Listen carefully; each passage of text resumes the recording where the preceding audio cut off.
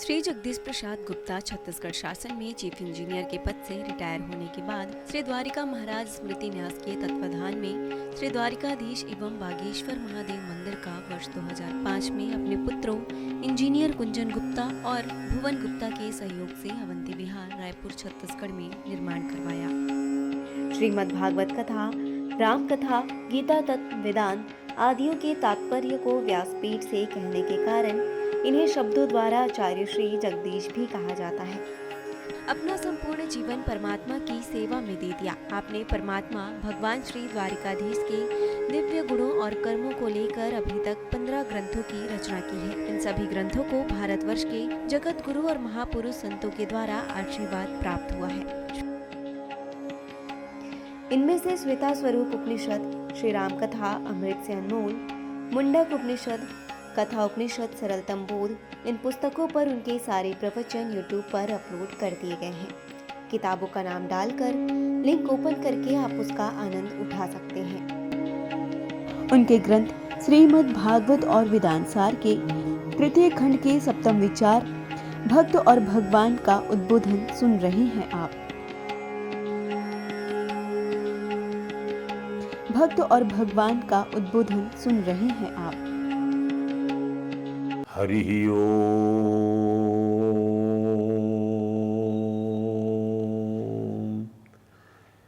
योगाय योगपतये योगेश्वराय गोविंदाय नमो नमः। विश्वाय विश्वपतये विश्वेश्वराय गोविंदाय नमो नमः। सर्वाय सर्वपतये सर्वसंभवाय गोविंदाय नमो नमः। सच्चिदानंद रूपाय विश्वोत्पत्त्यादिहेतवे तात्रय विनाशाय श्री कृष्णाय वयं नमः। ओम वसुदेव सुतं देवं कंसचाणूरमर्दनं देवकी परमानंदं कृष्णं वंदे जगद्गुरुं। विदग्धगोपिका मनोमनोगतप्रसायिनं नमामि कुञ्जकानने प्रवृद्धवन्निपायिनं किशोरीकान्तिरञ्जितं दृगञ्जनं सुशोभितं गजेन्द्रमोक्षकारणं नमामि श्रीविहारणं। हरि ओम। गुरुर्ब्रह्मा गुरुर्विष्णु गुरुदेवो महेश्वरः गुरु साक्षात् परम ब्रह्म तस्मै श्री गुरुवे नमः।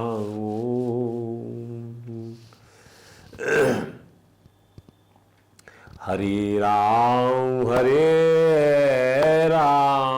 राम राम हरे हरे, हरे कृष्ण कृष्ण कृष्ण हरे हरे। बोलिए परात्पर परम त्रिलोकीनाथ भक्त वांछा कल्पतरु भक्त वत्सल कृपण वत्सल शरणागत वत्सल भगवान श्री द्वारकाधीश महाराज की जय।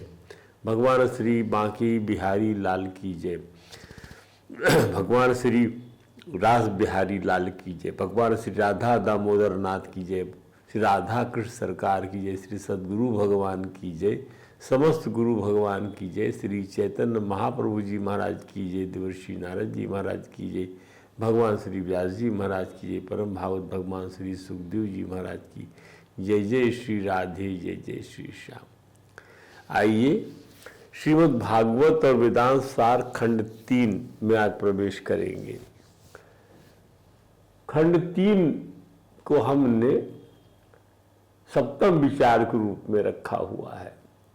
विषय वस्तु जो है श्रीमद् भागवत की जो है मनमंत्र के उपरांत में जो ईशानुकथा, तो सर्गे अत्र विसर्गः च स्थानम पोषणमूतयाः मनमंतरे ईशानुकथा निरोधो मुक्ति आश्रया। अब ईशानुकथा माने भक्त और भगवान की कथाएं इसके अंदर चलेंगी। इसके बाद जो है निरोध, मुक्ति और आश्रय, ये 3 तत्व जो चलेंगे। तो हम जब तक इस हमने सृष्टि, हमने अब तक क्या समझा, कैसे सृष्टि बनाते हैं भगवान, कैसे ब्रह्मा के माध्यम से उसका विस्तार कराते हैं भगवान, कैसे एक मर्यादा में सब पूरे ब्रह्मांड को, समस्त 14 भुवनों को रखते हैं भगवान, उसका पोषण करते हैं भगवान। अपनी कृपा से का अनुग्रह करते हैं भगवान, और कैसे जो है वासनात्मक ऊती के अंदर में जीव फंसता चला जाता है और कर्म बंधन में जकड़ता चला जाता है। इसलिए जब वो जकड़ जाता है उसके बाद इन्हीं मन मंत्रों में भगवान के बड़े बड़े भक्तों का कथानक भी आता है। वो उनका कथानक राजवंशों से हटकर कथानक आता, कुछ राजवंशों से जुड़े कथानक है, कुछ राजवंशों से जुड़े हुए नहीं कथानक, ऐसे भी कथानक देखने में आते हैं। तो आज हम कुछ कथानक आपके सामने रखेंगे। तो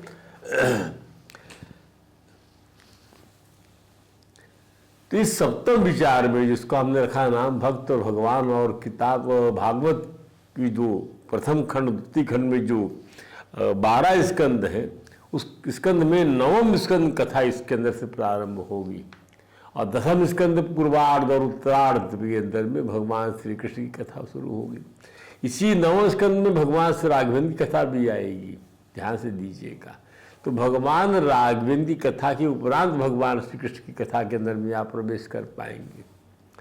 बड़ी हर चीज़ का सीक्वेंस बनाया भगवान व्यास ने, और उसका कारण भी है, उनके दिमाग में क्या है क्या नहीं, जितना समझ सकते हैं आपको बतलाने का प्रयास किया जाएगा। तो इस 9वें स्कंद में भागवत के 24 अध्यायों का में वर्णन क्या किया कि भगवान के भक्तों में सूर्य वंश के अंतर्गत अम्बरीश जी का, राजा त्रिशंकु का और उनके पुत्र हरिश्चंद्र जी की कथा आई है। ध्यान दीजिए, सूर्य वंश के अंतर्गत सगर का चरित्र आया है, महाराज सगर का, और भागीरथ द्वारा गंगा जी का अवतरण हुआ है। भगवान श्री राम की कथा के माध्यम से भक्त और भगवान के संबंधों को लेकर ये सूर्य वंश कथा आई है, इस समझ लीजिए 24 अध्यायों में। और भक्तों के ज्ञान वैराग्य और की चेतना के फलस्वरूप जब भगवान राम कथा आई, उसके माध्यम से भक्तों के ज्ञान वैराग भक्ति और उनकी चेतना की फलस्वरूप सत्य तपस्या त्याग ब्रह्मचर्य गुरु भक्ति आदि सद्गुणों का जो प्रतिपादन किया गया है, उन्हीं से हम अपने विचारों के इस कलेवर का, हम इसी से अपने विचारों के कलेवर का आप निर्माण करेंगे और आपको उसको सुनाएंगे। चंद्रवंश के राजाओं में, सूर्यवंश के राजाओं में हमने बताया, वर्णन आपको किया। हम परशुराम जी महाराज, विश्वामित्र जी की कथा, ये आती है चरित्र, महाराज दुष्यंत और उनके पुत्र भरत राजा रंतिदेव का सचित्र चित्रण करेंगे, और उनके व्यक्तित्व के भगवदी गुणों को का जो सारसा अमृत मिलेगा निकलेगा, उसका पान करेंगे और भगवत भक्ति के माधुर्य का आनंद प्राप्त करेंगे। आइए इस क्रम में सूर्यवंश के राजा अम्बरीश की हम कथा को प्रस्तुत करते हैं।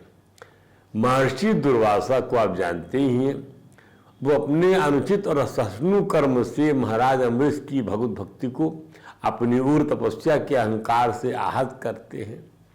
श्रीमन नारायण को और किस प्रकार से इस आहत करने के फलस्वरूप एक राजर्षि की भक्ति को आहत करने के फलस्वरूप भगवान बड़ा क्रुद्ध होते हैं, कुपित हो जाते हैं। भगवान होंगे आप दुर्वासा, होंगे आप ब्रह्म ऋषि होंगे, कुछ भी होंगे, लेकिन भगवान के अपने भक्तों का अपमान, भगवान के भक्तों का पतन, भगवान अपने के भक्तों का की अवमानना भगवान को सहन नहीं होती। जैसे भगवान के दर्शन करने से भक्त प्रसन्न होता है, वैसे ही भक्त के दर्शन से भगवान प्रसन्न होते हैं। इसलिए उनके मंदिर में जो भक्त होता है वही जाता है, जो अभक्त तो जाता ही नहीं, उसकी बात ही नहीं करते भगवान, ना लोग करते। तो इस कथा में हमने ये बताया कि संतों ने भगवान के अनुपम स्वभाव से जगत को किस प्रकार परिचित कराया है कि भक्त का अपमान भगवान सहन नहीं करते। ब्रह्मा जी के 7 मानस पुत्रों में महर्षि अत्रि जी अग्रणी है, सत्य अनुसुईया के पति हैं। इन्हीं महर्षि अत्रि की तपस्या से प्रसन्न होकर भगवान शंकर ही दुर्वासा रूप से उनके पुत्र बने। मैंने अत्रि और अनुसुईया के पुत्र कौन बने? दुर्वासा ऋषि बने, भगवान शंकर के अंश से। पुराणों में महर्षि दुर्वासा जुड़ी हुई बड़ी विलक्षण कथाएं मिलती हैं, और जैसे पांडवों की माता कुंती देवी को उन्होंने एक मंत्र दिया था जिससे वे देवताओं को बुला लेती थीं और देवता उन पर अनुग्रह करते थे। और जिस देवता से वो चाहती थी उस देवता से उनका जो है संपर्क हो जाता था और वो जो कुछ उनको प्राप्त करना था वो कर लिया करती थी।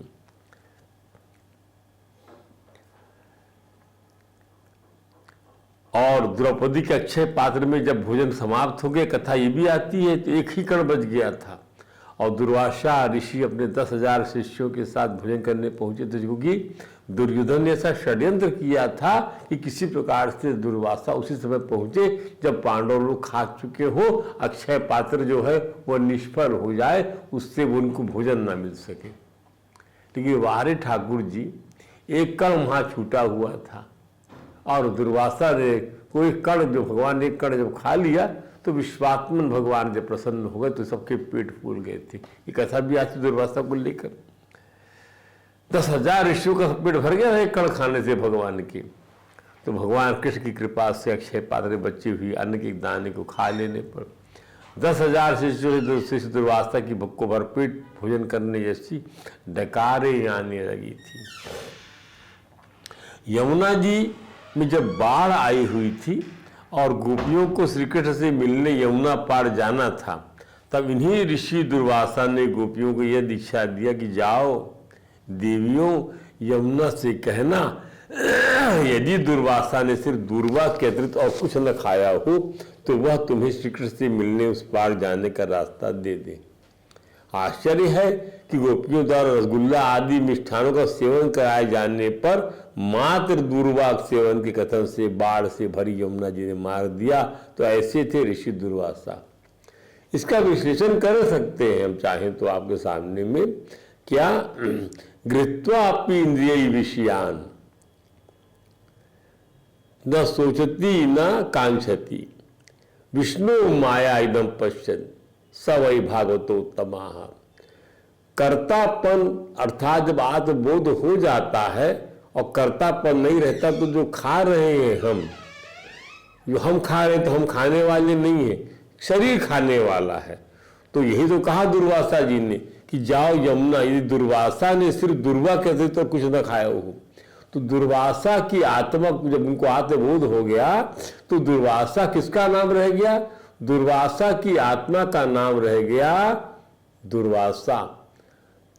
आत्मा जो है शरीरधारी है और दुर्वासा उसका नाम है। उसने केवल दुर्वा खाया हुआ है और खाते हुए यदि कर्ता भाव नहीं है तो कर्म भाव भी नहीं होगा। ध्यान दीजिए। तो उनका सत्य कहना रहा और वहां रास्ता दे दिया यमुना ने। महाराज अम्बरीश वैवस्वत मनु के प्रपौत्र थे, वैवस्वत मनु के, और राजर्षि नाभाग के पुत्र थे। महाराज अम्बरीश सप्तद्वीपवती पृथ्वी के स्वामी, इतना बड़े सम्राट थे महाराज अम्बरीश, और उनके ऐश्वर्य के संसार में कोई तुलना न थी। 7 द्वीपों वाली पृथ्वी के स्वामी, परंतु अम्बरीश को अपना ऐश्वर्य स्वप्न के समान असत जान पड़ता था। क्या बात है! ऐश्वर्य मनुष्य को अपना असत जान पड़े तो गलत क्या है इसके अंदर में? संसार संपूर्ण रूप से, संपूर्ण संसार जो है वो असत रूप तो है, स्वप्न रूप तो है। संसार रहता कहाँ है? इस स्वप्न रहता नहीं है, वैसे स्वप्न संसार भी रहता नहीं है। आपका संसार भी रहेगा नहीं, तो संसार जब रहेगा नहीं आपका तो सारा ऐश्वर्य भी रहेगा नहीं। तो इसको असत यदि अनुभव प्रतीति कोई कर रहा है तो गलत क्या कर रहा है? तो प्रतीति से निर्वहन जैसे किया जाता है वैसा किया जा रहा है। भोगों में नितांत अनासक्त अम्बरीश जी अपना सारा जीवन परमात्मा के पावन पाद पद्मों में ही लगा दिया था। श्रीमद् भागवत का कहना है क्या?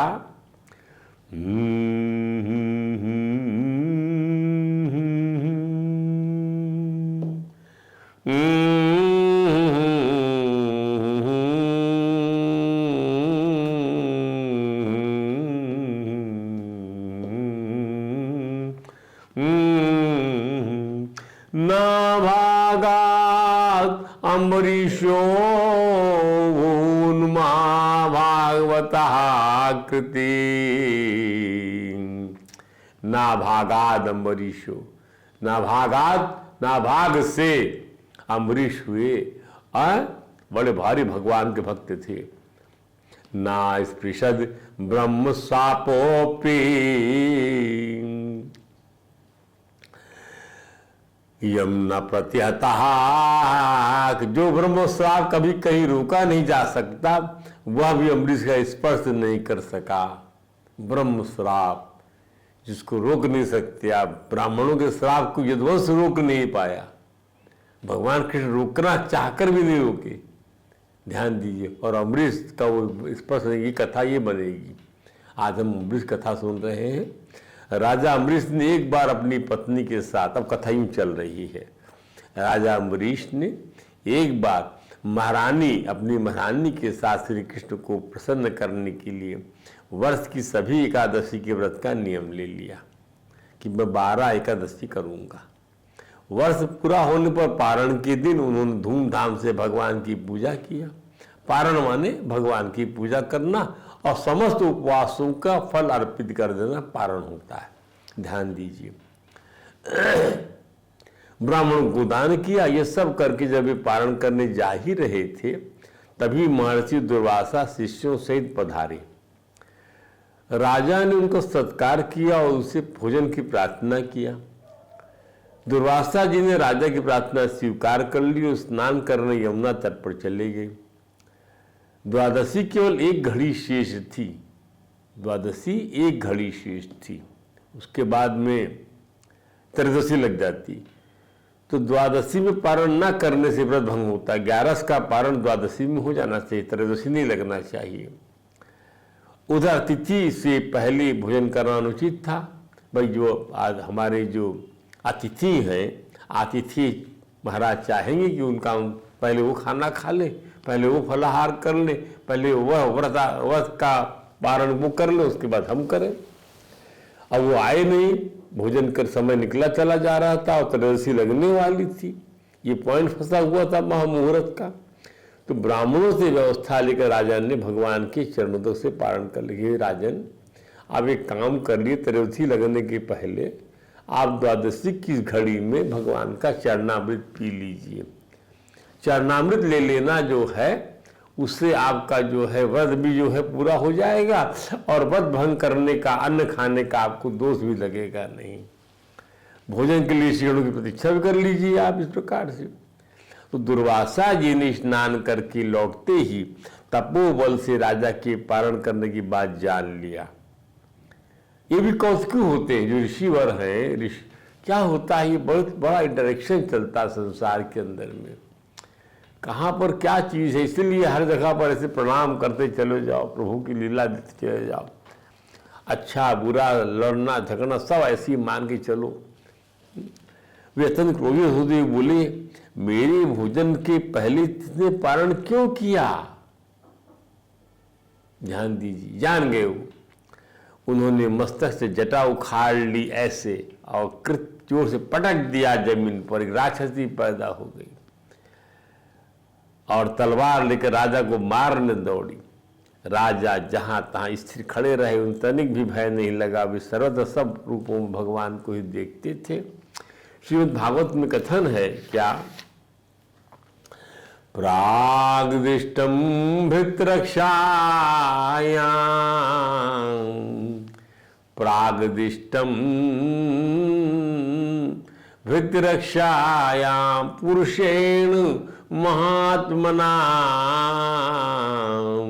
महात्मा परम पुरुष परमात्मा ने अपने भृत्य, अपने सेवक अम्बरीश की रक्षा के लिए पहले से ही आदेश दे रखा था। किसको? सुदर्शन चक्र को।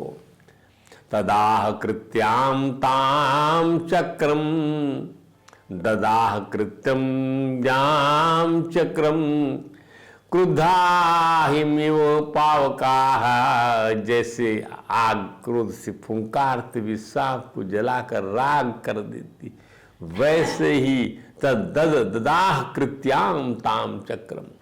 वैसे चक्र ने दुर्वासा जी कृत्य को जलाकर राख कर दिया। ताम कृत्याम चक्रम ददाह, चक्र ने जला दिया।